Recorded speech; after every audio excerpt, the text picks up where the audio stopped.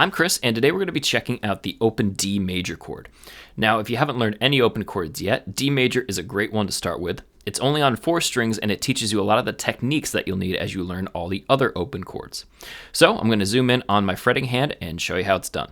The first thing we need to do for our open D major chord is pluck the open D string. That's going to be our root note of the chord. Next, we're going to put our first finger on the 2nd fret of the G string, followed up by our 2nd finger also on the 2nd fret on the high E string. Now, a quick note right here, because we have 2 fingers within the same fret space, it's okay that the first finger isn't right up against the fret here like we usually want to encourage. Because we have to fit this 2nd finger in here too, it's actually better to leave it more kind of in the middle of the fret here. Because if I try to press it up right there, you can already tell I'm straining a little bit too much to get that to happen, and that's not what we want to do. Last finger we're going to add is our 3rd finger on the 3rd fret of the B string in between the other 2. And then we should get this kind of a sound. Now, if this is your first time playing this chord, I can almost guarantee it didn't sound like that. It probably sounded more something like this.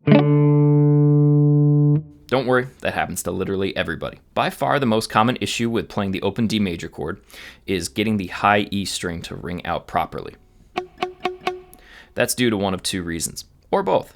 First one being that you're just not pressing hard enough on the high E string with your 2nd finger. So you just want to check that to make sure that you're using the tip of the finger and then it's in that space right next to the fret. To check this, lift up only your 3rd finger. So we're going to take that out of the equation and just check that string. Just keep plucking it until you find how much pressure you actually need to use to get that to work. And then we're going to keep plucking that string and slowly add the 3rd finger back into the mix. Check this out. Do you see how I hadn't even pressed it down all the way and it already bumped into that? We're doing this to figure out exactly when and where that 3rd finger starts getting in the way. And then you can adjust accordingly just to find that sweet spot where it's not going to bump into either string on either side, and of course get the B string to ring out. So this takes a lot of trial and error. It's totally okay for this to take a really long time, and it is pretty tedious. Just stick with it, take it slowly, and most importantly, take breaks. Now, a couple of quick posture notes. Like most open chords, I don't have my fingers parallel with the frets. I have them at that angle where if I look down, they're looking back up at me, saying hi. And also my thumb is generally pointing in roughly the opposite direction, making that kind of V with the rest of our fingers. The other very, very important thing too is that I don't have my whole palm scrunched up against the bottom of the guitar neck. Your fingers won't be able to move. Like if I relax them, do you see how that puts them very far away from where I need them to be? I also don't want my hand hanging too low because then I have to work really hard to squeeze down on those frets. I need the thumb kind of up here for that support on the opposite end of the guitar neck. And then lastly, a quick note about the thumb. I might have been doing it without thinking about it earlier in the video, or you could see other guitar players playing a D chord like this. You can see my thumb is wrapped up over the back of the neck here. I'm doing that to mute the low E string because I don't actually want that ringing out if I'm trying to strum very freely. If you're a beginner, I don't want you to try to do this right away. Because wrapping the thumb up over top here will take energy and flexibility away from your fingers down here. You want to focus on just getting these down here to work, and then once you're comfortable and confident playing the chord by itself, then you could add in this little extra level. While we're down here, I also just want to show you 2 closely related chords to this open D major.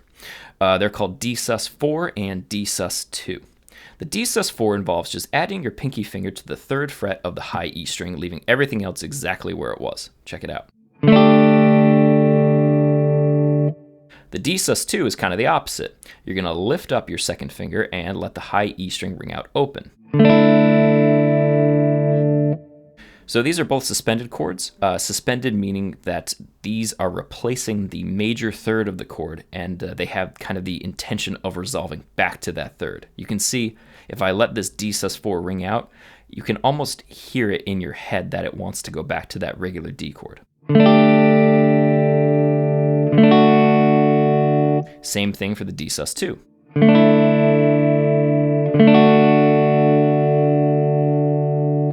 And that's D major. I recommend practicing this one in conjunction with G major because you'll often find these chords next to each other in chord progressions or within the same song somewhere. Enjoy!